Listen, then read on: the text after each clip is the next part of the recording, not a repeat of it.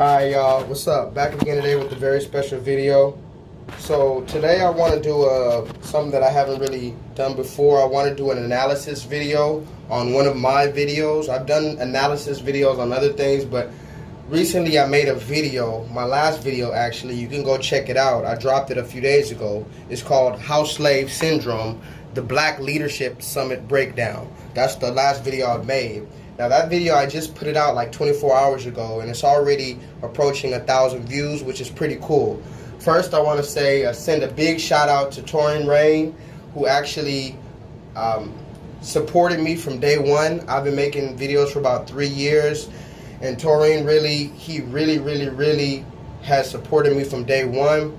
He sent a lot of his loyal following over my way. You know, he's been doing this on this platform for a little bit longer than I have, so when he saw my video, he sent his subscribers to my channel, and that's really a cool thing because, you know, black people, unfortunately, a lot of times they want to hold on to the plug, right? They want to hold on to what makes them important, and they don't want to redistribute the wealth or redistribute information, or they don't want to send anybody that likes their stuff to somebody else's stuff. That's a whole nother story. So anyway, I want to give a shout out to him for sending a lot of people to this video.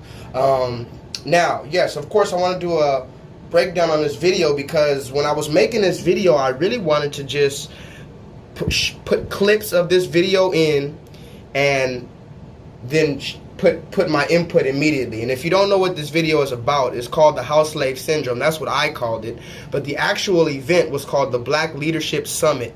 And it was held last week, or should I say this week, and with Donald Trump. He met with quote-unquote young black leaders who were quote-unquote self-proclaimed conservative, black conservatives. So there were people there like Candace Owens, people there like this man named Terrence Williams. We'll get into all that.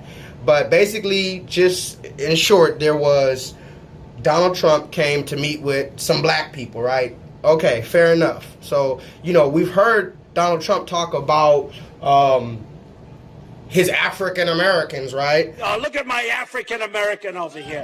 We've heard him talk about what African Americans, the African Americans love him, and all the African Americans are calling him and telling him how amazing they're doing. Least racist person there is anywhere in the world, because the African American people have been calling the White House. They have never been so happy as what a president has done. The African American community is so thankful. They've called me and they said, finally, somebody is telling the truth. To me, as an actual quote-unquote African American, it's a little insulting for a number of reasons for Donald Trump to come out and tell the world how African Americans love him so much, because I am, like I said, a quote-unquote African American. I say quote-unquote because that is a label that was given to us in the 80s by the suggestion of Jesse Jackson. You can look that up. Before African American, we were called Negro, and before that we were called colored. Before that we were called black. So there's many different labels that they put on us, but right now in 2019 they're calling us African American, right? So again, it was a little insulting because I'm thinking, hey, why the hell would this 73-year-old fat white rich man from New York be telling the world about how much black people do this and that? He doesn't know us.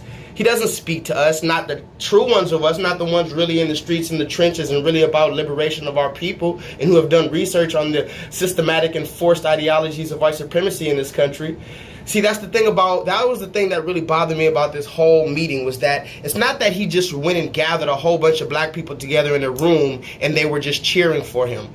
It's that he cherry-picked a group of quote-unquote black conservatives who had already voiced their strong support for him. So he found a bunch of people who already like him and then brought them in a room, turned the camera on, and to the world it looks like, hey, look, black people love Donald Trump. No, that's not the case, because if you were to get 10 average, okay, when I say average, I mean find 10 random black people from anywhere USA, put them in a room, I guarantee you, you're going to have at least one, if not all, but you're going to have at least one black person of those 10 who's going to have some questions for Donald Trump. He may not hate him, but we got some questions, okay? And before y'all start and say, hey, you just don't like Trump because you're a leftist. Listen, or don't start with that left versus right shit with me, because I'm not either one of them. I don't believe in either one of them. Both of them are a sham. I've said it before, and I have my reasons for that. If you want to go watch my video about why Barack Obama is not a hero for black people, you can do that. So I'm not, just so you know, I'm not, supporting Hillary, or I'm not supporting Obama, or I'm not some leftist, versus conservative. It's not that. I just see bullshit, and when I see bullshit, I call it out. So let's move forward. What I'm saying is, Donald Trump came to a group of cherry-picked black people and turned the camera on and told the world and showed the world that black people rock with him, which we do not by and large. Again, I have my personal reasons why I do not like or rock with Donald Trump. If you want to know my personal reason why I don't like Donald Trump, here it is. Recently, or should I say, as Donald Trump was running for president, which was not long ago, he was asked if he is okay with the support of the Ku Klux Klan and their leader, David Duke. Now, if you don't know who David Duke is, of course, like I said, he is the former, quote-unquote, Grand Wizard, or the former leader of the Ku Klux Klan.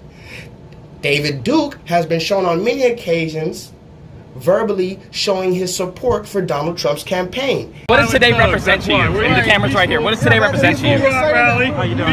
This represents a turning point for the people of this country. We are determined to take our country back. We're going to fulfill the promises of Donald Trump. That's what we believed in. That's why we voted for Donald Trump, because he said he's going to take our country back, and that's what we got to do. Okay?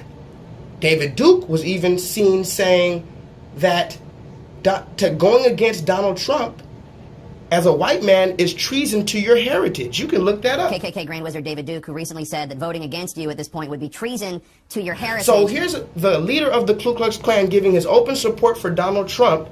And when asked about this, Donald Trump said, well, let me just show you the video. Ask you about the Anti-Defamation League, which this week called on you to publicly condemn unequivocally the racism of former KKK Grand Wizard David Duke, who recently said that voting against you at this point would be treason to your heritage.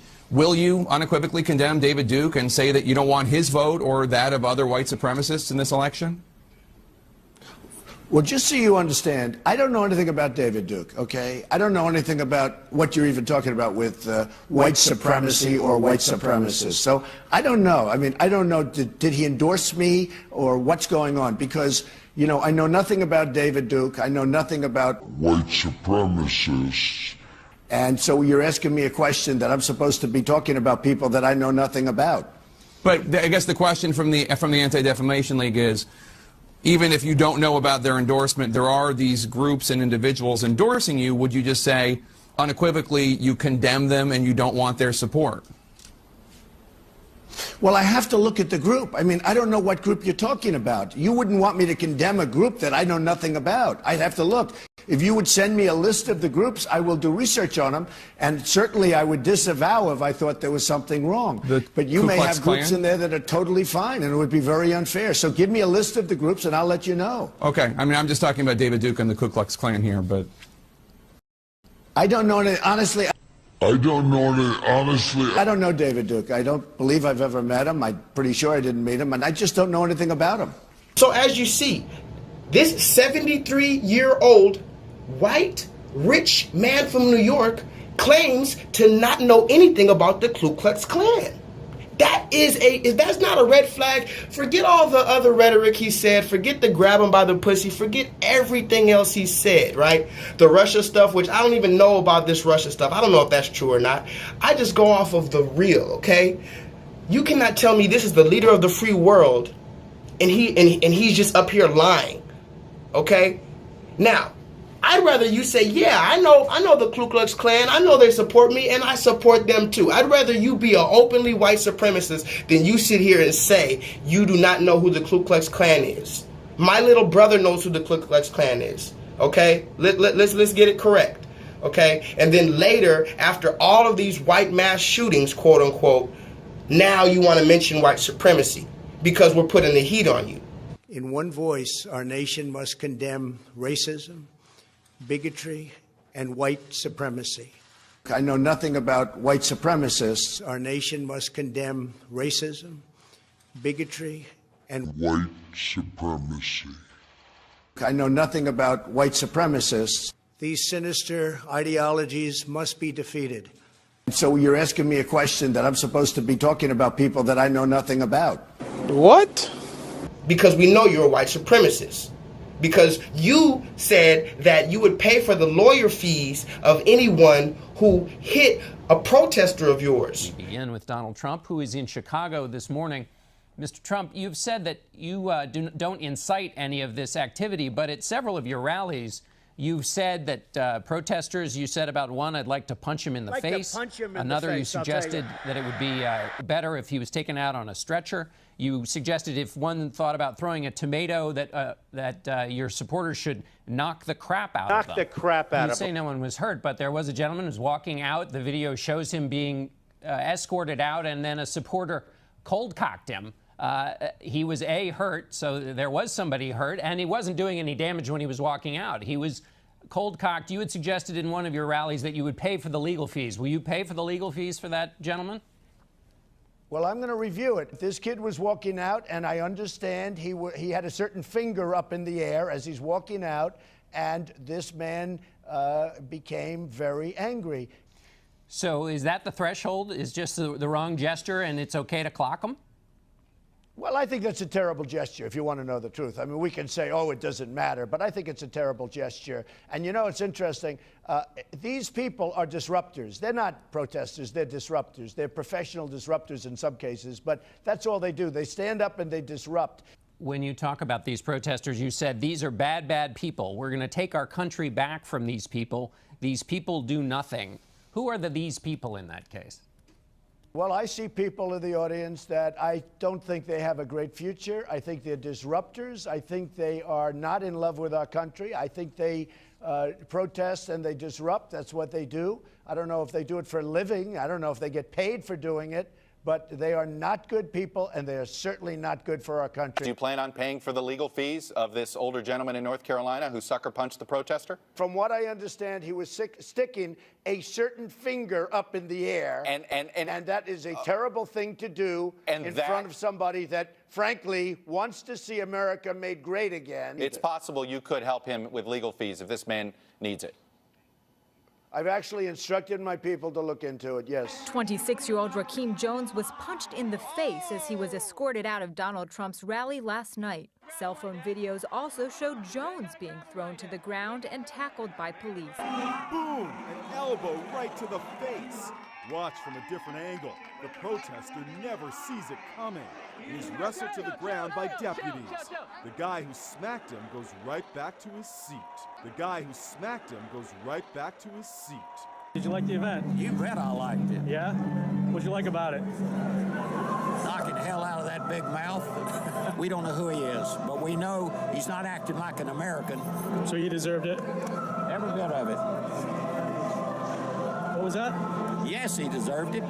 The next time we see him, we might have to kill him. Yes, he deserved it. The next time we see him, we might have to kill him. Try not to hurt him. If you do, I'll defend you in court. Don't worry about it. Just so you know, Donald Trump, I went to one of your rallies. Don't believe me? Here's the video.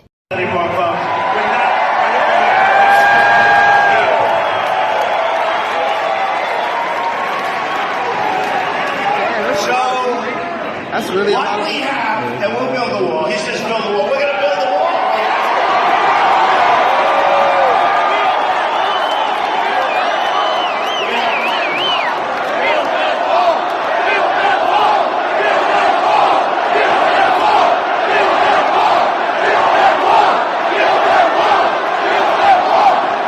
Yeah, that was me right there. Silent protester, right in the middle of MAGA country. And you're saying that you would pay for the legal fees of someone who hit me for disagreeing with you? Okay. Well, anyway, let's get back to this video because, of course, I don't want to take too long. But let's just break this video down. I'm going to play this video, and we're going to see what's the problem, all right?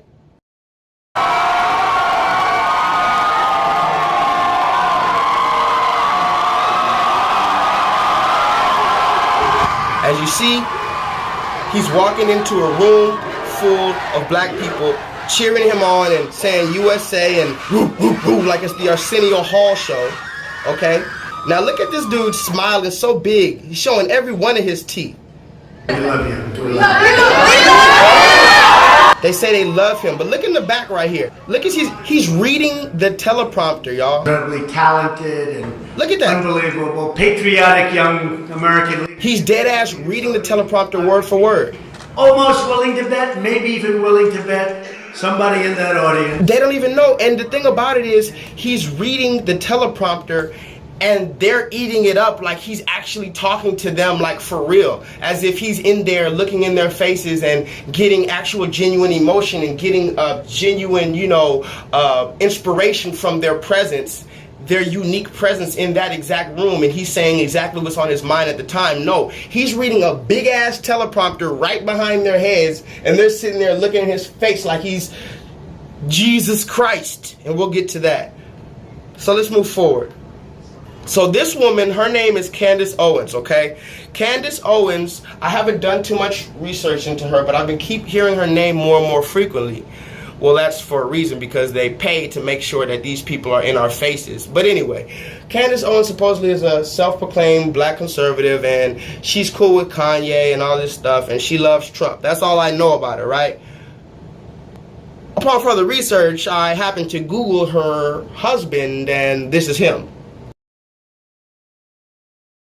Not that it matters, I just want to show what I'm talking about and just kind of give context to this whole conversation. Now listen to what this woman Candace Owens says. We need to make sure we fight for this man, the one man who is standing up for black America. This man, the one man who is standing up for black America. This man, the one man who is standing up for black America. We are going to fight for, guys. You hear that? This man, the one man who is standing up for black America. So you mean to tell me Donald Trump is the one man standing up for black America? Really? Okay. The one man. He is the one man out of the millions of men in America, black, white, Asian, Chinese, out of the millions of men in America, the one man standing up for black America is Donald Trump. Not anybody else. Okay. Whatever. Yeah, Waka Flocka, I feel you. Kiss, butter biscuit. Now, I'm going to tell you this. There was a lot of butter biscuits passed out in this conference, and if you don't know what butter biscuits is, when we refer to butter biscuits, we're basically just saying, we're referring to back in slavery days when there was someone who was allowed in the house that was darker, and he was allowed to not have to pick the cotton for that night, and he was brought into the house for his good behavior, for his lack of rebellion. He was given certain privileges, given certain treats, little Scooby snacks, if you will, because remember, we were eating chitlins and pig guts and pig feet outside. So when they brought you inside, they gave you nice home-style lemonade and fresh churned butter biscuits. They gave you biscuits, a fresh biscuit for you for your subservience to them. So there was a lot of butter biscuits passed out. So yeah, when you hear me say butter biscuit, that just means that, okay? And again, this is all my opinion. I don't mean to harm anybody or give any personal attacks before you try to strike my channel. This was just my observation and my analysis of this personal thing right here for me, okay? So let's get forward. Outstanding person. A man who I met on Twitter, or as we would say, social media. He is some piece of work, this guy. Why are you mad about slavery? It is 2016 going on 17. I'm trying to figure out what y'all mad for. Get chicken. Now, mind you, I just want to pause this real quick, and I'm going to let you listen to his rant real quick, and I'm going to stop jumping in, but this is my analysis. This is the dude that Donald Trump brought up. This is the quote-unquote black American or African American quote-unquote that Donald Trump says, you know, is calling him and telling him how much they love him. These are the African Americans, just so we know here, because there's not just one type of African American. So when you say the African Americans love me, you can't say that because we're not a monolith, okay? But we see the types or the prototypes of black Americans that you bring on. The first black American that you bring on here is, well, let's just look. Why are you mad about slavery? It is 2016 going on 17. I'm trying to figure out what y'all mad for. He is some piece of work, this guy. So take your asses on back to Africa all you want to. Let me know how Farrakhan treats you. I'm gonna stay here with my white folks, okay? I got white friends, so. I'm trying to figure some things out. He is some piece of work, this guy.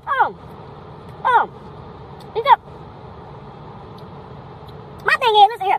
The white bought the slaves fair and square, okay? Since y'all think y'all slaves, it was a fair and square deal. They paid cash for y'all niggas. Real quick, I want to know. He said, since y'all mad about slavery, it was a fair and square deal. Them white folks paid cash for y'all niggas. Now, mind you, he said they paid cash for y'all niggas. Sir, are you not African American? Are your ancestors not part of the y'all nigga statement? Where were you when us niggas was getting sold? And why are you not attached to y'all niggas? How can a black man talk about y'all niggas as it relates to our ancestors? As if he's somehow not part of our history. Interesting. Let's continue to listen. So I don't know why you're mad. You don't even know your damn ancestors. Stop blaming the white man, okay? I got white friends, shit. He is some piece of work, this guy. Just a smacking on that chicken. Just a smacking. Now remember, we know that we know the history of the stereotypes of watermelon and fried chicken and grape Kool-Aid for black people. Here this dude is supposedly wanting to be taken seriously, and upon further reflection, I see that he's calls himself a quote-unquote comedian. Well, I don't find it funny, bro. And when you came up there to talk to Donald Trump, you didn't introduce yourself as a comedian. You introduced yourself as an average black American. So when you put yourself in front of the world and don't tell them that you're a comedian, and you up here supporting Donald Trump and speaking for black America and the black community, you deserve a bop on the face, sir. Bumbaclot, rasclot. Don't blame the damn white man. He told me, well, you ought to be ashamed because your people fought for freedom and all this stuff. My great-granny told me that my family did not really fight for freedom because they were scared to get hosed down by all that water. You know, they didn't want to get attacked by dogs and stuff. So they stayed in the house when Martin Luther King and them was marching. And plus, it was hot in the South, so, and like I said, Martin Luther King wasn't giving out no free water bottles. So they did not march, okay? And guess what? He is some piece of work, this guy. I'm gonna make a national chicken day. The police is here to protect us, okay? I am sick of this ghetto shit, okay? If you get pulled over by the police, you just listen, okay? Stop with this rebellion shit, because I'm sick of it. I am pissed off, okay? You don't think these officers are scared? Huh?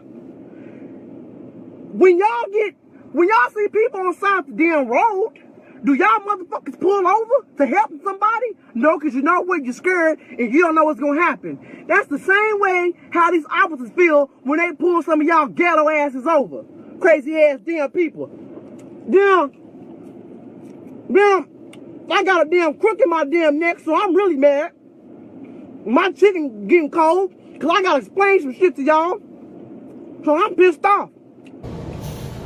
So you see what this guy's mentality is.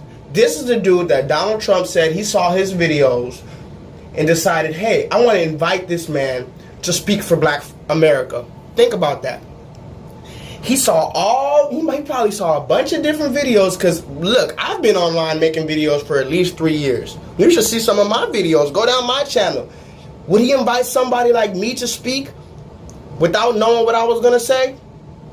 No, he sees somebody like this smacking on chicken bones and says, yeah, Melania, I think I want to invite this African American to speak on behalf of all African Americans.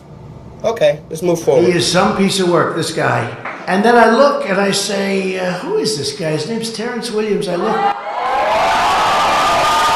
Say a few words, please. Thank you. Man's about 4'7", but okay. I mean, you know, I'm not short shaming. I'm just saying. First of all, I just want to say I love President Donald J. Butter biscuit. Butter biscuit.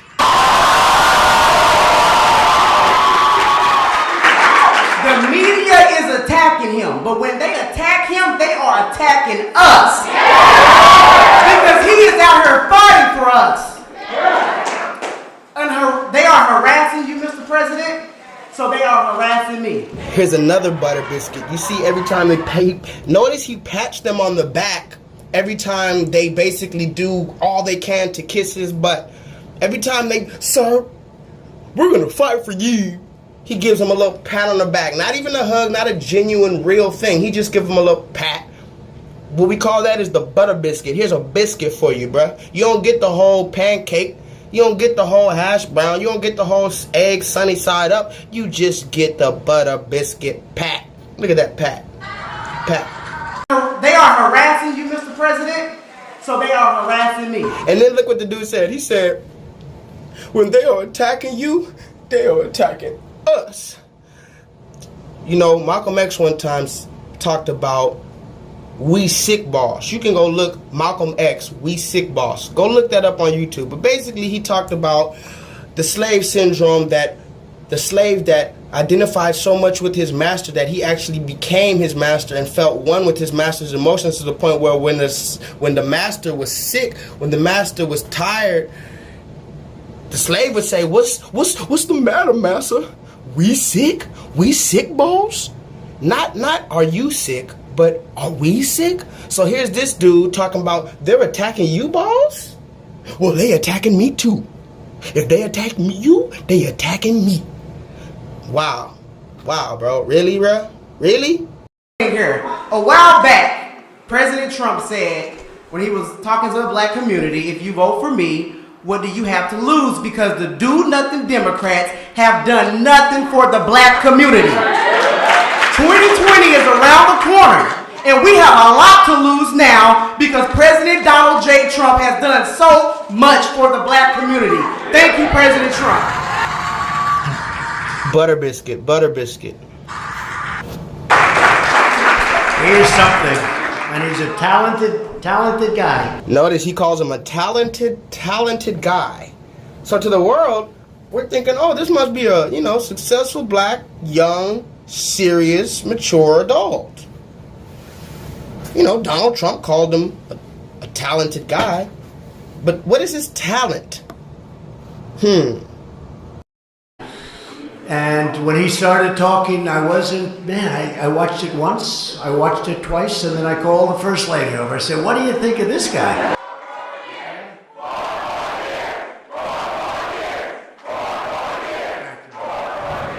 I just thought this was interesting because the first time I heard the 4 more years thing was with Obama, right? And it was a thing where black people were saying, yeah, 4 more years, you know what I'm saying? We want Obama. And again, I'm not supporting Obama, but I just found it interesting that now here is a group of black people saying 4 more years towards Donald Trump, a 73-year-old fat white rich man from New York who says he doesn't know about the Ku Klux Klan. But we want 4 more years of that. Together we will express the corruption. We will defeat the socialists. We will defraud. We will defraud. We will defraud. I really thought this part was funny because I guess he made a mistake, or maybe he meant to say that, but at the very least there was a Freudian slip. You can look up what that is, because he's talking, he's got the crowd around his finger, and in the middle of him hypnotizing them, he says, we will defraud. We will defraud.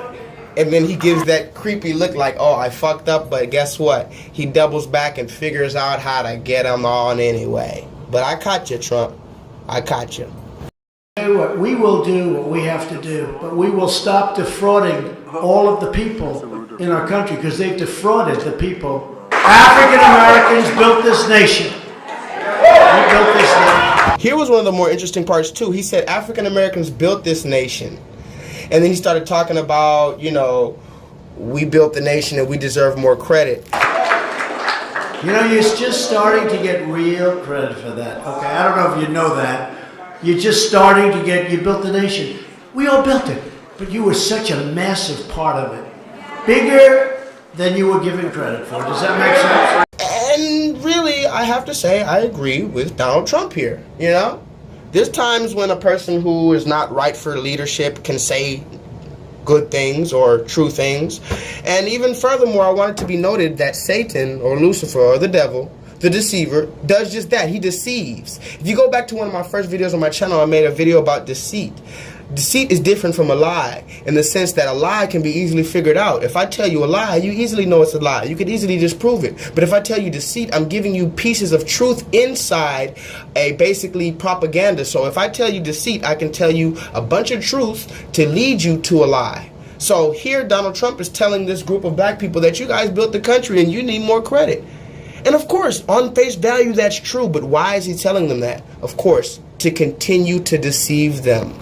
Learn the tricks of the enemy, y'all. Right? Through generations of blood, sweat, and tears, and you deserve a government that defends your interests, protects your families, and cares for our own citizens first. It's really amazing to see what some of our law enforcement does and how much they love you. On your face! That's the fact. That's the fact. We're lucky to have him. And I'm sorry, that's not funny, but I did think it was kind of funny. He's like, it's amazing to see what our law enforcement does to show that they love you, black people. And then you cut to the scene, on your face! As a fucking grown-ass white police officer slams a 13-year-old black girl in her bikini at the pool party on the fucking pavement. On your face! I just find it ironic, to say the least. Reverend Al Sharpton. Well, he wasn't nowhere. He was nowhere. Just so we know. I've known him for a long time. He used to love me. We used to go to fights together with Don King. Don King is a friend of mine. Don King endorsed me. And Don King and Al Sharpton get along. We used to go to fights together. And he liked me until I ran and succeeded in politics. Then it wasn't to his benefit. But look, Al's a con man. We all know that. He's a con man. Now, I can't say I disagree with him here either now. Again, I'm not going to ever be completely biased towards anything. So, Donald Trump actually does say a lot of truth. But remember about deceit. But here, he's talking about Al Sharpton, and he said what's true. A lot of people actually loved Donald Trump before he ran for president. And then after, or the moment he ran, they acted like they didn't know him. It's just kind of weird for me because I'm not saying he's 100% racist and I've seen him do racist things. I'm saying he encourages racism with his rhetoric and he blatantly lies about his racist ties and his support from racist people. So that's a problem. But anyway, as far as Al Sharpton, you see the pictures. He was chilling with Al Sharpton.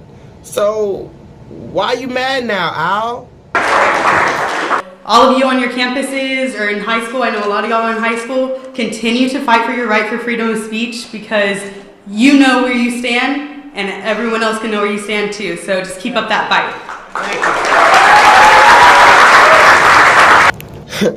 Okay, now we're getting interesting. We're getting to the interesting part. This girl, she's up here. Yeah, hi, I'm Amber. And keep up that fight. Yeah, I'm Amber. Keep up the fight, guys. She's so happy to be up there, right? And that's another thing I wanted to point out about these people. Just look at each one of their faces as they're up there. And notice how they look at Trump and how they looking at each other. And they're so proud to be there. Why are you so proud when we're still dying in the streets? Are you that disconnected from us? Jesus. But watch this. He goes in for a little kiss, right? He gives her a little peck on the cheek, just a customary, you know, whatever, right? But then, look at his face. He loves it. He's loving it. He loves that kiss so much he needs a second one on the other cheek. And then, of course, I had to throw in the clip from what he said a few years ago because I couldn't forget that he said he loves to grab women by the pussy. Now, these aren't my words. These are the words of President Donald J. Trump. Said he loves to grab women by the pussy, and because he's a quote-unquote star, they let him do it. That's what he said. I'll admit it. Whoa. I did try and fuck her. She was married. I moved on her like a bitch. Then all of a sudden, I see her. She's now got the big phony tits and everything. I gotta use some Tic Tacs just in case I start kissing her. You know, I'm automatically attracted to beautiful. I just start kissing them. It's like a magnet. You just kiss. I don't even wait. And when you're a star, they let you do it. You can do anything. Whatever you want. Grab them by the pussy. But anyway. Remember? I actually like that. Butter biscuit. And look at her. Look at her. Actually, stop that. Rewind it back. Look at her face. Look at her face, right? Look at her face after he kisses her the first time. She's behind him like, watch, I'm gonna show you. I'm gonna show you right now.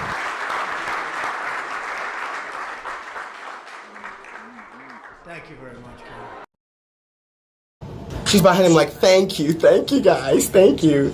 And everybody's like, yeah, everybody's congratulating everybody. Just look at it. Why are y'all so proud? And just look how tickled she is that he came in for the second hug. But I bet you I'm not even gonna go there, but maybe if someone else who looked more browner, who maybe didn't have such a nice job, asked for her number or tried to hug her, kiss her, greet her like that, or go in for the second hug, I'm wondering if she'd still feel so tickled and so coy about another man of a darker complexion, trying to rub up on her like that. Or is it just Donald Trump and people who look like Donald Trump who's allowed to just grab you by the pussy? With us this afternoon is Ben Okoroki. That's a great name. I love that name. Now, we're almost done here. This one is really important. These last two are really important. Here's this man named Ben Okoroki. Ben Okoroki. That's a great name. I love that name.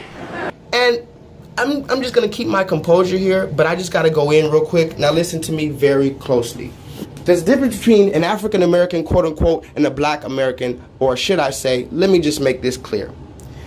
An African-American, in colloquial terms, refers to someone born in America, a black, quote-unquote, American, who has direct lineage to the transatlantic slave trade, who has been here, who does not have a place else to go, who does not have a land of his own, a culture of his own, so to speak, outside of American culture. This is what an African-American refers to. However, if you want to be technical, an African-American could be a person from Africa who then moves or immigrates to America. That would actually be the more proper term for an African-American. But in either regard, there must be a distinction made and a difference made between someone born in Africa that immigrated here versus someone who was born here and just happens to have dark skin and you call them black and assume they are from Africa. That's a whole nother statement, but I want you to look into the Aborigines of even Australia, which was originally called Tasmania, which had people darker than I am. And if you saw them, you might call them black as well, but they were from the original Australia. So we have to understand that the first inhabitants of the entire population of the earth were of darker descent. So for you to assume that all of us are from the region of Africa is a little ignorant, to say the least. But furthermore, to tell a black American who has never been to Africa to then move to a place he's never been that has 54 countries is asinine, to say the least. Furthermore, we have to make that distinction again between black Americans and Africans that immigrated here. So this man, Ben Okoroki, who we're going to get into, he talked to us about black Americans. So again, who is the real African American? Is it the black American who's born here, who doesn't know who he is? Or is it the African who knows who he is, who knows the exact country and his language and still has his last name intact, that moves to America, that is the African American? In either case, we cannot be both called the same thing. And you, Ben Okoroki from the Cameroon, you cannot come to America and speak for us. So let's get into this dude. When Ben was 14 years old, he legally immigrated to the United States after suffering many hardships in Cameroon. Remember, when Ben was 14 years old, he immigrated to the United States after suffering in his own country. To give back to our country, he joined the United States Army and honorably served. To give back to our country, he says, he fought for the United States Army. So let me just go in real quick. And again, this is my opinion as a black American. When I was younger, I was told I'm African American. When I was younger, I opened the books and they told me I was stolen from Africa, that I was somehow an African and I was stolen from Africa and brought over here. Then when I got a little older, I heard that the Africans sold me to the white man that brought me here. So now I don't know what the fuck is going on, right? Let's just be honest. We don't know what the fuck is going on. But if we're just going with the basic rhetoric of what you told us, I am from Africa and I'm an African, correct?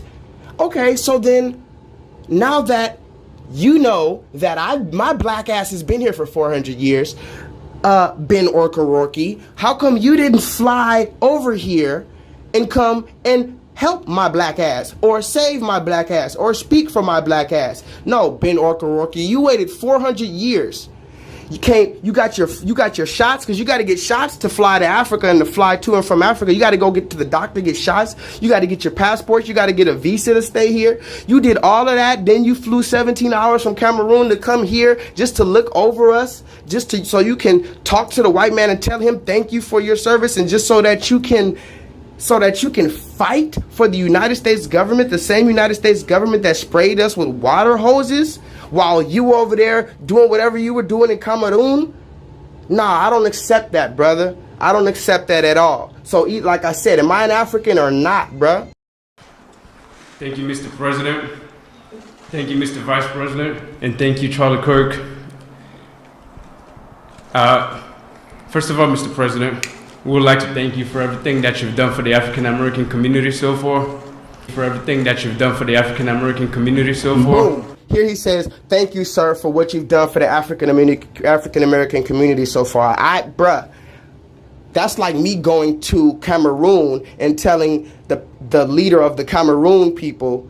That's like the Cameroon people, the people of Cameroon, rebelling against the people who are oppressing them and having grievances because the leaders and the authorities are beating them down in the streets when they're unarmed in Cameroon. And my black ass from Los Angeles, California, fly all the way to Cameroon to tell the people who's in charge of beating you, oh yeah, thank you for what you've done for the Cameroon people. No, bro. You don't know what Donald Trump and white supremacy and all of these people in the government has done for black America. Look into this Tuskegee experiment where they injected us with syphilis. That's what they've done for the black African American community. They injected us with syphilis to see how we would react to it over time.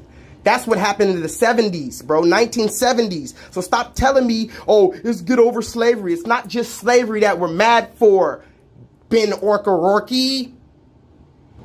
You see, I even looked it up for you on Google.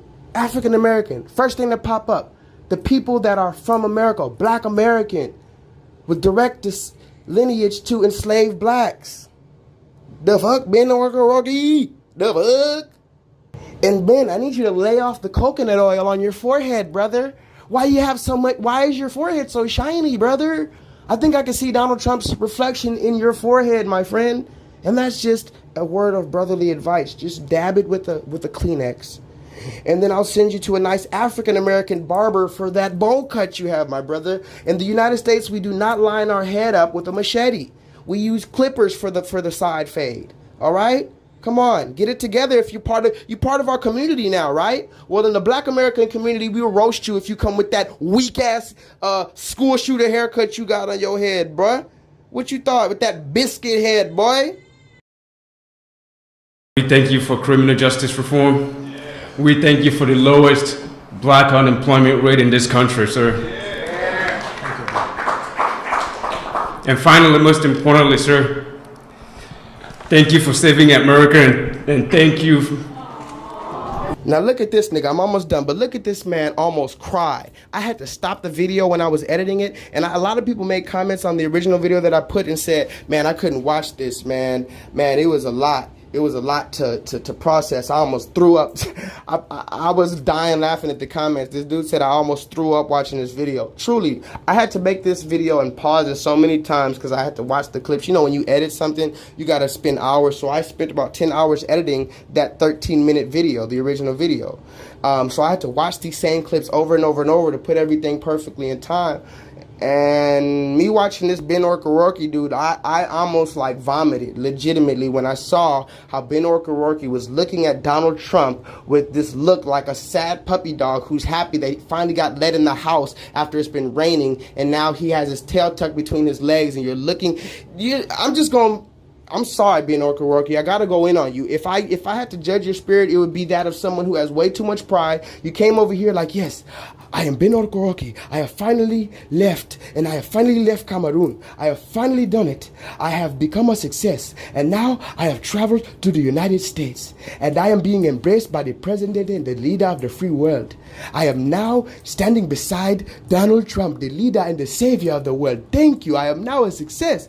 Boy, if you don't get your ass off stage, talk about you speaking for the black community, you are not doing, bro.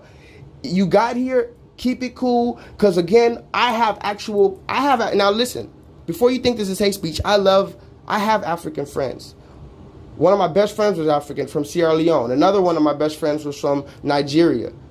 Okay, but they were born in America, and they're they're basically black American. They have the black American experience. Much different again from even Barack Obama, who did not have the black American experience. His father was African. His mother was white. He grew up with white grandparents. He grew up in Indonesia. You was not in Chicago when it was popping. So the black American experience is different from all experiences, bro. Don't come to me with that. You don't know our experiences. And even the African friends that I have who are born in America, but their parents are directly from Africa, they tell me. So don't lie to me. Tell me I'm lying right now. If you're from Africa, 9 times out of 10, you have a place still in Africa and out here. You have family still out there and out here. So when shit get hectic, and even if it don't get hectic, a lot of y'all just have plans to just come out here, make your money, and take it back out there, which is not a problem. Y'all said it straight up to me. They said, yeah, we're going to take our money and move back out there. We got a whole compound out there. But here's the problem. Black Americans don't have shit even in our own country. We don't have 2 countries to go back and forth and bring resources from one to the other and all that shit and get visas and all that. We don't know where to go, okay? And I made a video about y'all calling us Akatas. We could get into that too. So don't make me go in, Ben O'Rourke. Get off a stage. And so, yeah, here he is looking up at Donald Trump just crying. Thank you, sir.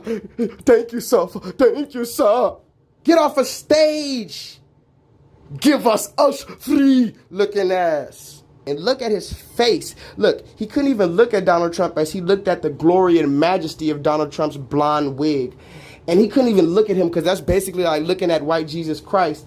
And he had his head down. He couldn't even look at the glory of him until Donald Trump gave him a butter biscuit tap on the back. And then he looks up at him one last time with just so much admiration. It makes me sick. Finally, sir, thank you for taking on the fake news media, sir.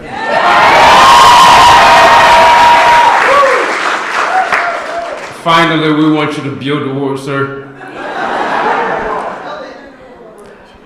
Frankly, because we don't oppose immigration, but we oppose illegal immigration. So we want you to come to this country legally if you're going to come to this country. He says build a wall. He says build a wall. Here is an immigrant, a self-proclaimed immigrant, telling other potential future immigrants what they should and shouldn't do, what he wants from them, what we want. He said, we want you to come here legally. Who is we? You're a whole immigrant, bro. How are you going to come in somebody else's house making whole demands what we want? Who is we? Oh, you and Donald Trump, you and them? You came and teamed up with them. Oh, yeah, you came and fought for them, so we want y'all other immigrants to act right. But the funniest and most ironic, almost poetic thing about this is you standing there with the original immigrant, the quote-unquote white man, the European man who came over here, raped, robbed, and pillaged, lied, and gave deceit to the people of the original inhabitants of this land. Those are the original immigrants, but nobody speaks about that, though, huh? But you telling us what you want. See, this is why we must defeat the ideologies of white supremacy, because it's just ridiculous and asinine.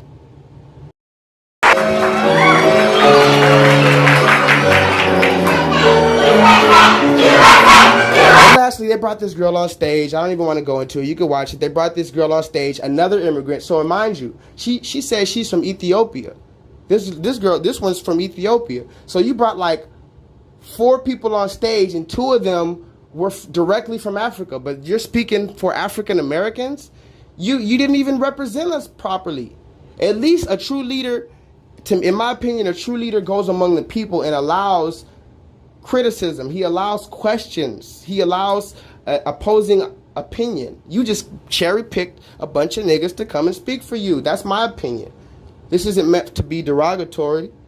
But then you brought this girl from Africa. She came up here talking about, oh yeah, thanks guys. Thanks for what you did for black people. Donald Trump, I'm so happy. I'm from Africa, but thanks for what you did for black Americans. But I just want to say thank you, Mr. President. And I know we have a political warfare right now, but I strongly believe that it is a spiritual one as well. And I want to make sure that, I know that Americans are going to wake up and we're going to get back to looking to God instead of social media, and we're going to look back to Jesus, because Jesus saves, and this country was founded upon, the Constitution was built on godly principles, and we're going to fight for that. I love God, and I want to pray. She's laughing, quote unquote, praying to Jesus, which I don't even want to get into that, but you're praying, and I love prayer. But bro, prayer is something deep and strong. The first thing is, Donald Trump didn't even lower his head when she asked him to lower his head. That's the funny part about it. She asked everybody to lower their head. The main person, he's just sitting there smiling with the smirk. I'm not really good with prayers or anything like that. Okay, all right. I don't know if you guys want to bow your head. Okay. All right.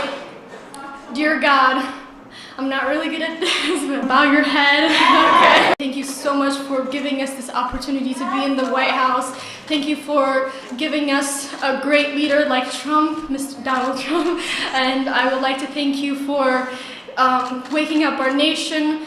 God protect us. God protect our president as he's going through so much right now, so much scrutiny. God, I believe that you gave him to us, and I believe that he's gonna accomplish so much more. I know you have more for us. Jesus, I ask you to protect us and walk with us.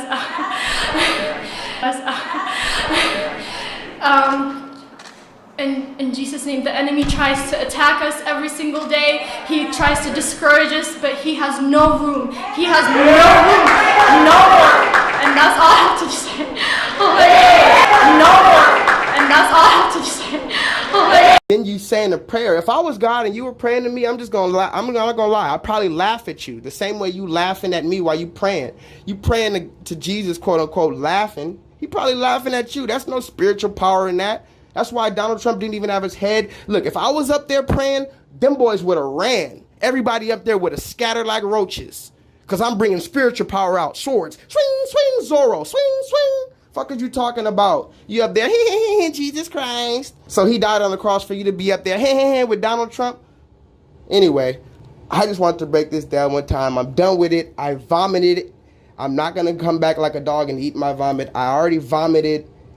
It's already out. I'm not going to beat a dead horse. I need you guys to please keep your eyes open and, of course, vibrate higher. In the good old days, this doesn't happen because they used to treat them very, very rough. And when they protested once, you know, they would not do it again so easily. We become weak. We become weak. And you know what? The audience swung back. And I thought it was very, very appropriate. The audience hit back. And that's what we need a little bit more of now. Part of the problem and part of the reason it takes so long is nobody wants to hurt each other anymore, right? I don't know if I would have done well, but I would have been out there fighting, folks.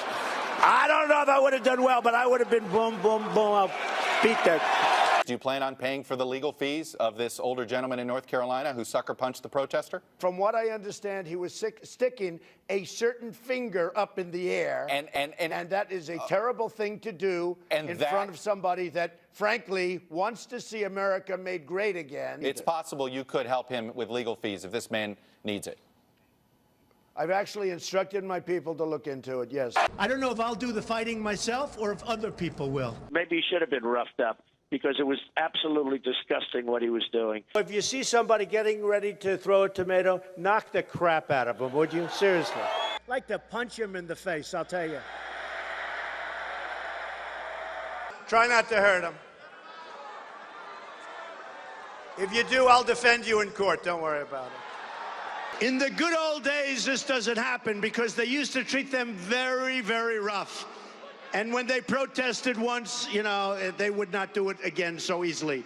We've become weak. We've become weak.